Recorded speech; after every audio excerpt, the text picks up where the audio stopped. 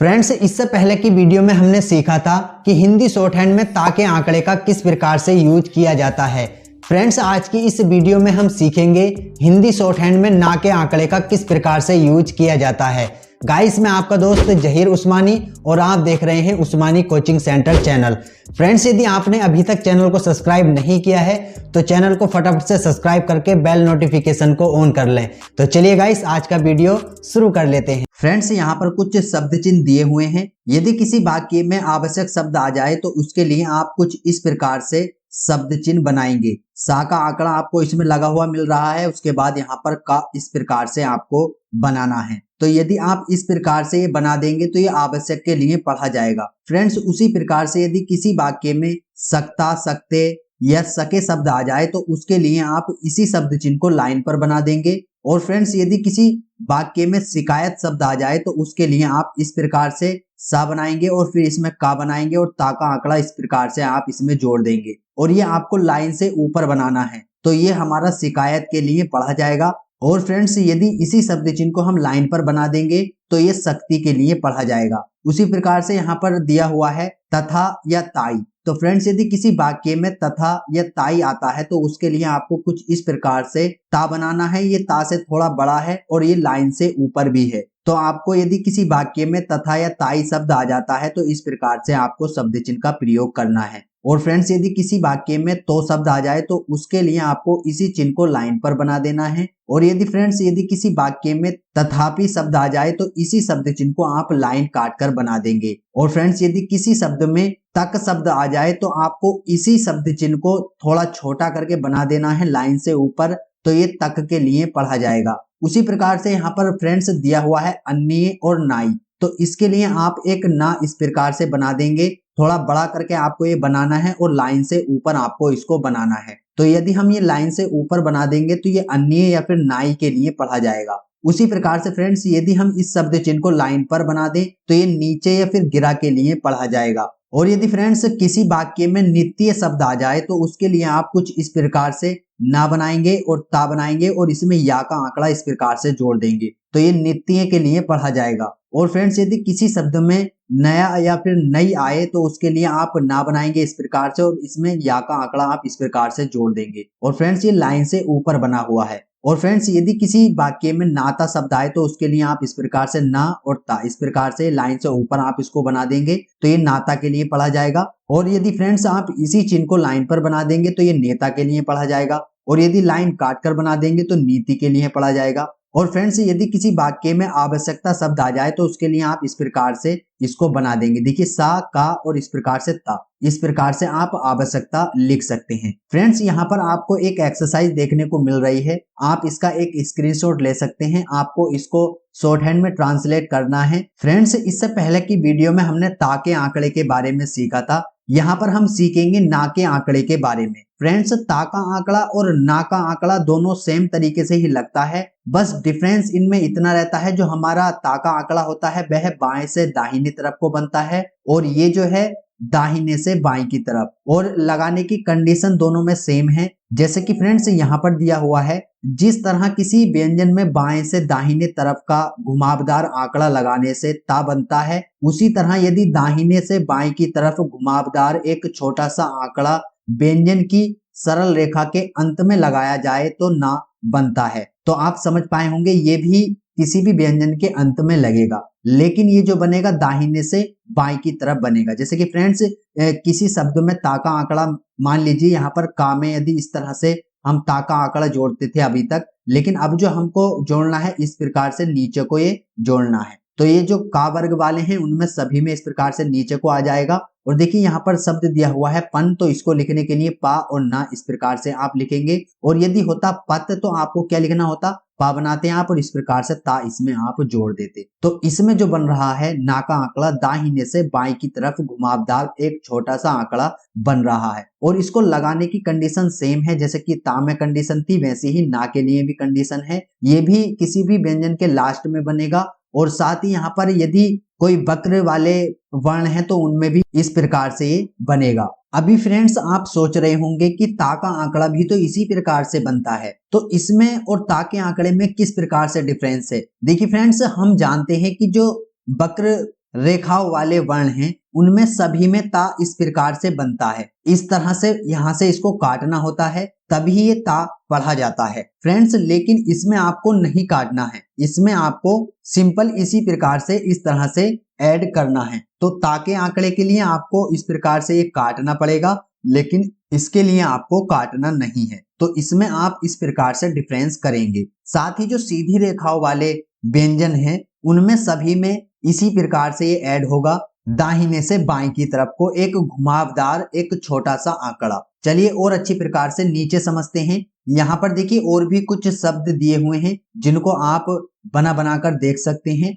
वक्र रेखा में यह आंकड़ा उसके अंत में अंदर एक छोटे घुमाव के रूप में लगाया जाता है। इसके और ता के आंकड़े में केवल इतना ही अंतर होता है कि ता आंकड़े में एक छोटा सा हल्का लंबाकार डैश लगा रहता है और ना के आंकड़े में कोई डैश आदि नहीं रहता, जैसा कि अभी मैंने आपको बतलाया। क्रिया के अंत में इस आंकड़े का उच्चारण ना या ने और कभी कभी नी भी मुहावरे के अनुसार होता है। जिस प्रकार से ता का होता था ता ती ते के लिए, उसी प्रकार से ना ने नी के लिए भी आप यूज कर सकते हैं। जैसे कि यदि शब्द आ जाए दानी, तो आप यदि इसी प्रकार से लिखेंगे, दा बनाएंगे और ना बनाएंगे, दा बनाएंगे और ना बनाएंगे, तो आप इसको दानी भी पढ़ सकते हैं, दाने भी पढ़ सकते हैं या दाना भी पढ़ सकते हैं। तो आप इस प्रकार से अपने मुहावरे के अनुसार इसको उच्चारण करेंगे। जिस प्रकार से ता के लिए था उसी प्रकार से रूल ना के लिए है। चलिए और अच्छी प्रकार से नीचे समझते हैं।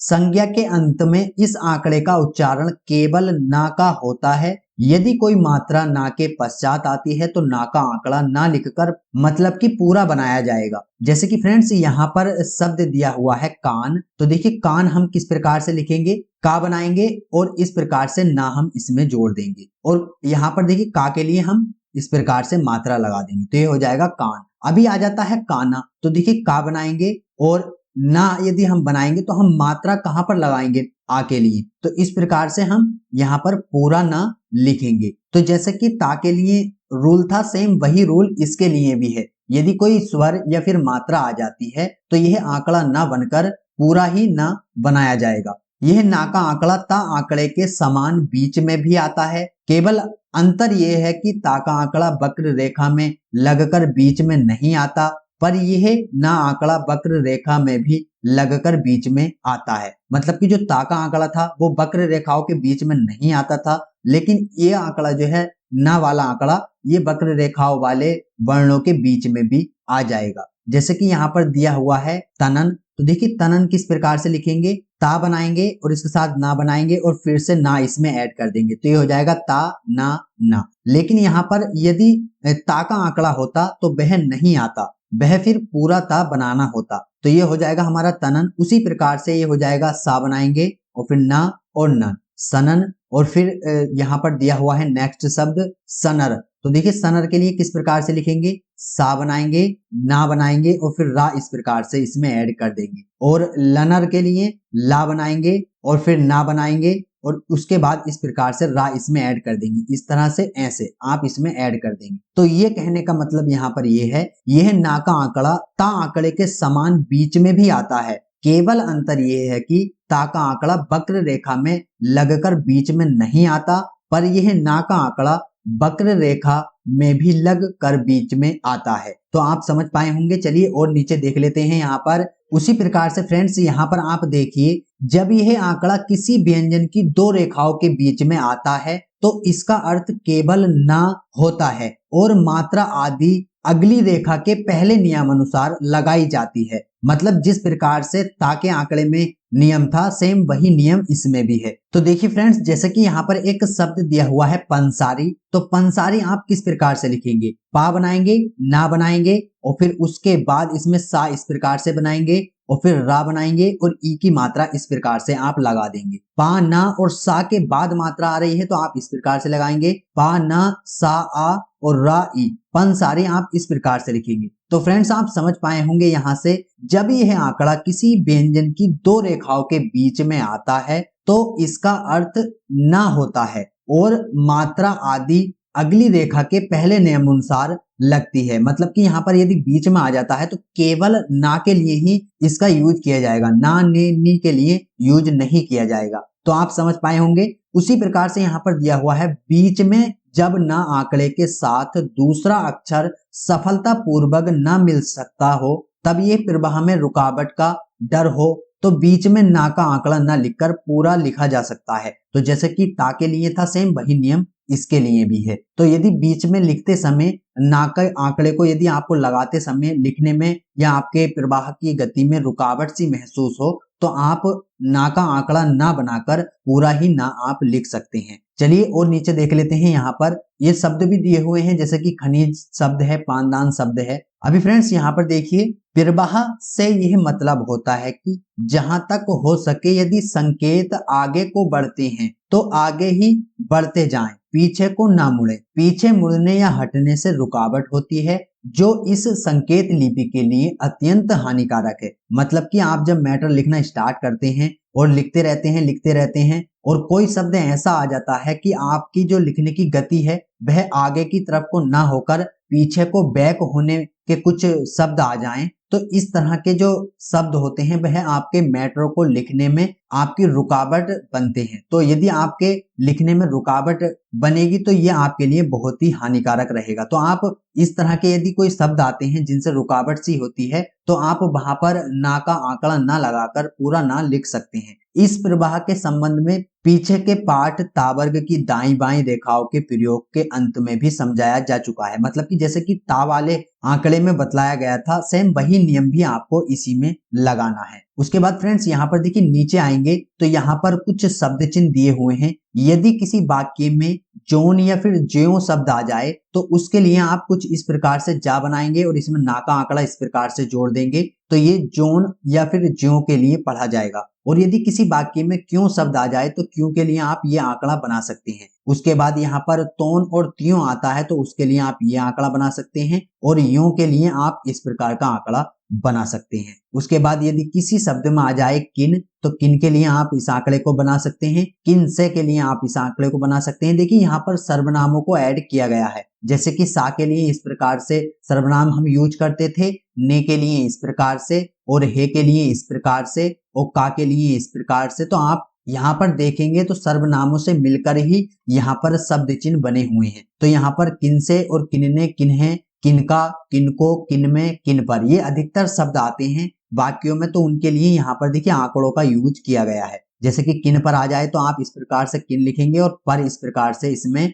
सर्वनाम ऐड कर देंगे। और यदि फ्रेंड्स किसी वाक्य में जिन शब्द आ जाए तो जिन के लिए आप इस प्रकार से लिखेंगे, जिन से के लिए आप इस प्रकार से लिखेंगे, और जिन्हें के लिए इस प्रकार से, जिनका के लिए इस प्रकार से, जिनको के लिए इस प्रकार से, जिनमें के लिए इस प्रकार से, और जिन पर के लिए इस प्रकार से आप शब्द चिन्हों का यूज करेंगे। चलिए नेक्स्ट देख लेते हैं। फ्रेंड्स यदि किसी शब्द में आ जाए अपना, अपनी या फिर अपने, तो उसके लिए आप इस शब्द चिन्ह का यूज करेंगे। इस प्रकार से आप पा बनाएंगे और इस तरह से आप इसमें ना ऐड कर देंगे, मतलब कि ना का आंकड़ा ऐड कर देंगे। और यदि फ्रेंड्स किसी वाक्य में इतना, इतनी, इतने आ जाए तो उसके लिए आप इस प्रकार से ना लाइन पर बना देंगे, और इसी ना को इस प्रकार से यदि उतना, उतनी, उतने आ जाए तो इस प्रकार से आप बना लेंगे। और यदि फ्रेंड्स किसी वाक्य में कितना आ जाए तो उस प्रकार से आप बनाएंगे, और यदि किसी वाक्य में जितना आ जाए तो जा बनाएंगे, ता का आंकड़ा लगाएंगे और ना इस प्रकार से इसमें ऐड कर देंगे। और तितना आ जाए ता बनाएंगे, फिर ता बनाएंगे और इसमें ना का आंकड़ा इस प्रकार से ऐड कर देंगे। और फ्रेंड्स आपने देखा होगा बहुत से वाक्यों में इस तरह के शब्द आते हैं, मतलब कि दो गुना, तीगुना, चौगुना, इस प्रकार से। यदि कितने भी गुना आ जाए तो उसके लिए आप क्या करेंगे, ना बनाएंगे, और जितने भी गुना आ जाए उसकी संख्या आप यहाँ पर लिख देंगे। जैसे कि 2 गुना आ जाए तो इस प्रकार से, 3 गुना आ जाए तो इस प्रकार से, या फिर 4 गुना आ जाए तो इस प्रकार से, या 10 गुना आ जाए तो इस प्रकार से आप लिख देंगे। ना बनाएंगे और उसके बीच में वह संख्या लिख देंगे। और यदि फ्रेंड्स किसी वाक्य में तमाम या फिर ताज्जुब शब्द आ जाए तो उसके लिए आप इस प्रकार से यूज करेंगे आंकड़े का। और यदि तुरंत या तले शब्द आ जाए तो इसी आंकड़े को आप लाइन पर बना देंगे, ये लाइन से ऊपर है। और यदि फ्रेंड्स किसी वाक्य में तनिक या फिर कतई आ जाए तो इसी शब्द चिन्ह को आप लाइन काट कर बना देंगे। तो फ्रेंड्स यहाँ पर ये कुछ शब्द चिन्ह थे, आप इनका स्क्रीनशॉट ले सकते हैं और आप इनको कई कई बार अपनी कॉपी पर बनाकर देखें। चलिए नीचे देख लेते हैं। फ्रेंड्स यहाँ पर एक एक्सरसाइज दी हुई है, 28 एक्सरसाइज। आपको इसको हिंदी में ट्रांसलेट करना है। जो शब्द मात्राओं के साथ दिए हुए हैं उनको मात्राओं के साथ ट्रांसलेट करना है, और जहां पर शब्द चिन्ह आए हुए हैं उनको शब्द चिन्हों के रूप में ट्रांसलेट करना है। तो आप इसका स्क्रीनशॉट ले सकते, या फिर इसका एक पीडीएफ मैं अपने टेलीग्राम ग्रुप में डाल दूंगा, वहां से आप इसको डाउनलोड कर सकते हैं। उसके बाद फ्रेंड्स यहाँ पर नीचे आएंगे तो इसमें कुछ और शब्द दिए हुए हैं, इनका भी आप स्क्रीनशॉट ले सकते हैं। यहाँ पर आप नीचे आएंगे तो आपको एक एक्सरसाइज और देखने को मिलेगी। ये एक्सरसाइज आपको शॉर्ट हैंड में ट्रांसलेट करनी है। जहां पर या जिस भी शब्द में मात्राओं का यूज किया गया है वहां पर मात्राओं का यूज करेंगे, आंकड़ों का यूज किया गया है आंकड़ों का यूज करेंगे, या फिर शब्द चिन्हों का यूज किया गया है शब्द चिन्हों का यूज करेंगे। मतलब कि आपने अभी तक जो भी पीछे पढ़ा है उन सभी को लेकर इन शब्दों को ट्रांसलेट करना है। तो आप इसका स्क्रीनशॉट ले सकते हैं। नीचे आएंगे यहाँ पर कुछ और है, आप इसका भी स्क्रीनशॉट ले सकते हैं। तो फ्रेंड्स आज की इस वीडियो में आपने सीखा कि हिंदी शॉर्ट हैंड में ना का आंकड़ा किस प्रकार से लगाया जाता है, किस प्रकार से यूज किया जाता है। तो फ्रेंड्स आज की इस वीडियो में इतना ही था। मिलते हैं नेक्स्ट वीडियो में। फ्रेंड्स मैं समझता हूं कि आपको इस वीडियो में सारा कुछ समझ में आया होगा। यदि गाइस आपको कुछ समझ में नहीं आया हो या फिर कोई कंफ्यूजन हो आपके मन में तो आप हमसे कमेंट करके पूछ सकते हैं। और यदि फ्रेंड्स आप हिंदी शॉर्ट हैंड सीखना चाहते हैं तो आप हमारे यूट्यूब चैनल को सब्सक्राइब करके रख सकते हैं। तो गाइस मिलते हैं एक और नई वीडियो के साथ, तब तक के लिए जय हिंद जय भारत।